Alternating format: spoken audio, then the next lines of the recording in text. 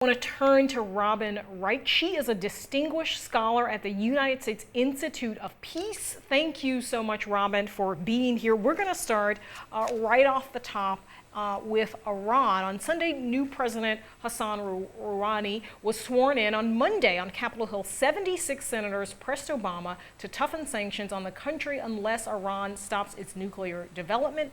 Is there any chance that President Obama listens?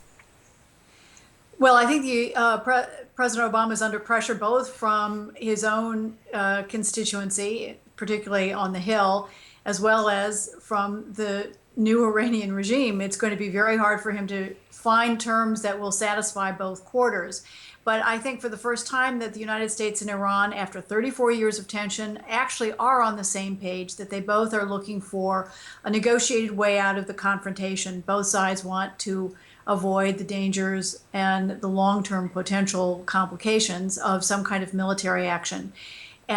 President Rouhani gave his first press conference today, right. And it was very interesting that he talked about wanting serious and substantive negotiations without wasting time, which was an indirect dig at his predecessor. Under former President Ahmadinejad, the Iranian team was known for its bombastic tirades that went on and on and on and never really got to substance.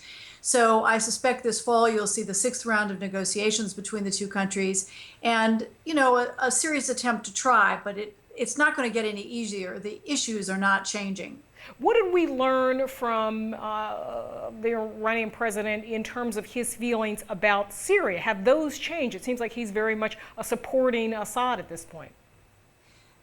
He did not mention President Assad specifically, but he did talk about supporting Syria. And this is an area that is going to complicate diplomatic efforts because Iran's support not only for the President Assad in Syria, but also for groups such as Hezbollah in Lebanon and Hamas in the Palestinian territories, will complicate the ability to lift sanctions, which is what Iran wants most of all. Its economy is in real trouble, and it's looking for some kind of relief. Half of the value of its currency has been went into smoke over the last year, and so the economy faces real challenges, and so Rouhani's problem is that domestic policy and foreign policy are now totally intertwined.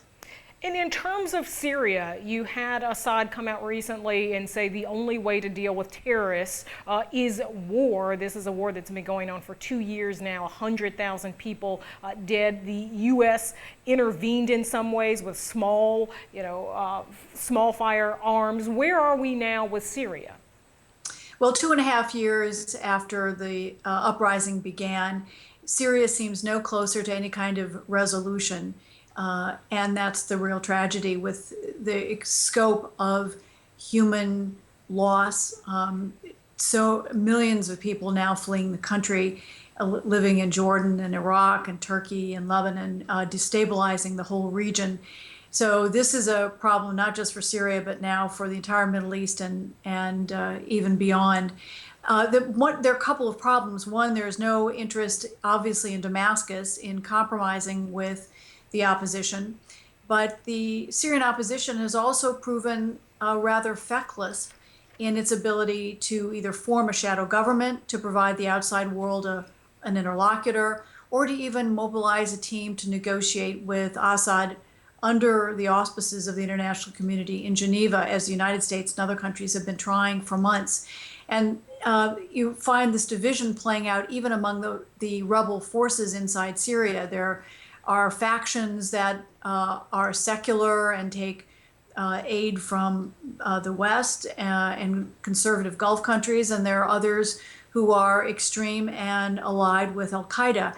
And so that complicates the ability of the outside world to do anything to help them. So for decades, Egypt had been a real stabilizing force in the Middle East. Not so anymore. You have McCain and Lindsey Graham going there, and you also have the military leader, al-Sisi, saying essentially that he gave us a quote. He said, the U.S. government, you left the Egyptians, you turned your back on the Egyptians, and they won't forget that. Now you want to continue turning your back on Egyptians. What good can McCain and Graham do in Egypt? Well, the two Republican senators were dispatched by the Obama administration to show that this is a bipartisan policy and that the United States really wants a couple of things. First of all, the military to expedite the transition back to democracy, to hold elections as soon as possible, and to be inclusive, to bring back the Muslim Brotherhood and all those willing to run peacefully for office. But they also were dispatched to reach out to the Muslim Brotherhood to try to say, stay in the political process, don't abandon it.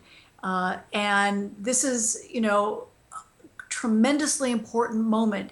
Yeah. Egypt is on the precipice, and this is a country that represents 1/4 of the Arab world's population and has always been the political trendsetter. And anything that happens in Egypt will affect the entire region at a time it's going through one of the rockiest transitions in over a century. What do we know about John Kerry as Secretary of State based on how he's operating in this region? He recently kicked off a 9-month, sort of search for peace between the Israelis and the Palestinians. What do we know about John Kerry? Well, John Kerry's priority right now is to jumpstart the Arab-Israeli peace process, and he has managed to get agreement from 2 of the 3 parties to the conflict to sit down and negotiate.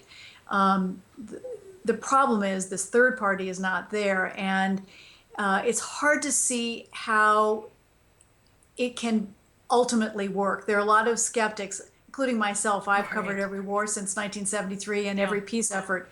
But Kerry is committed to trying, and he has 9 months to try to pull something off. It will be a landmark moment if he does, and if he doesn't, this, I think, will make him vulnerable when it comes to trying other initiatives. So Obama very much began his presidency. He gave that speech in Cairo. He wanted to reset America's image abroad. How is he doing with that?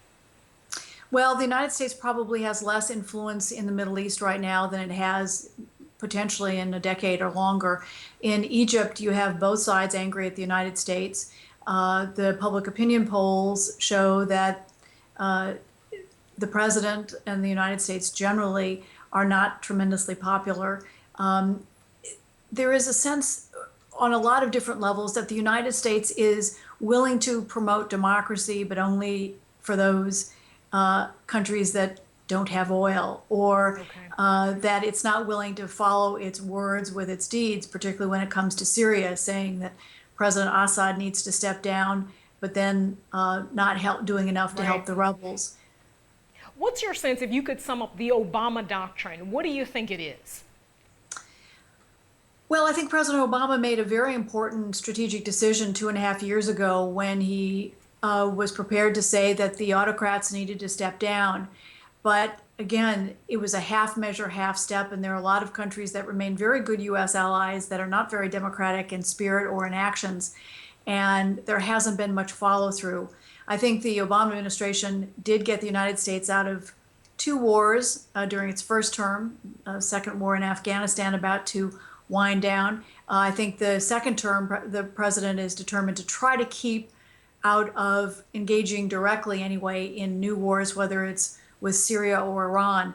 And that's a tough challenge given the deterioration in Syria and the fact that so far we haven't been able to get much from the Iranians at the negotiating table.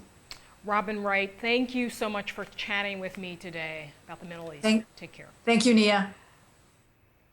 That's On Background for today. I want to thank Catherine Weymouth, Ambassador Ryan Crocker, and Robin Wright for joining us. The conversation continues on Twitter at Nia Wapo and with the hashtag #PostBack. Join us back here tomorrow. Thanks.